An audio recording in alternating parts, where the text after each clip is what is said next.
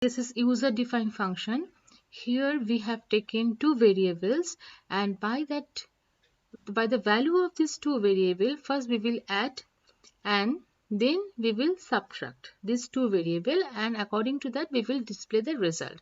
So for that, first what we have to do, as you know, we have to start any function by def word. So here I have written def add in the bracket x comma y, two variables. So it's the definition of function, then colon, and after that I have written return x plus y, means after executing this function it will return the value of x plus y. Where it will return, when it will return, that you will understand later.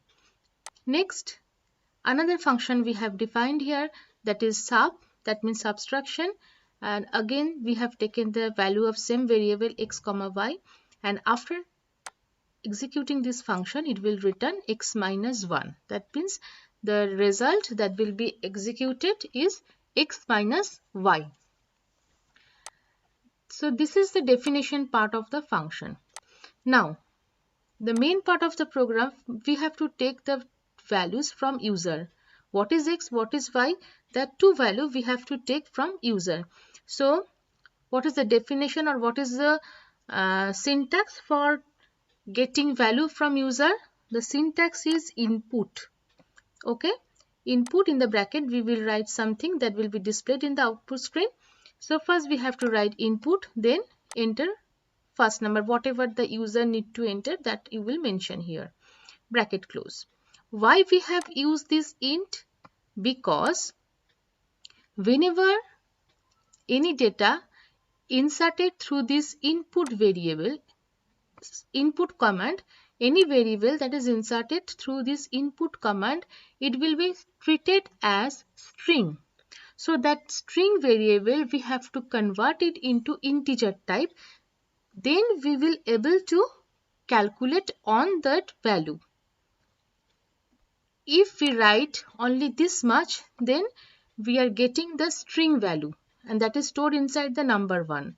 So afterwards when we add something with number 1 or subtract something from number 1, it will be not possible, because the value stored inside the number 1 is string or text. So first we need to convert this part into integer type. That's why we have used this int. Okay. The same reason we have used this int here for number 2, and we have written the same syntax. Now two variable inserted by user is stored inside number 1 and number 2.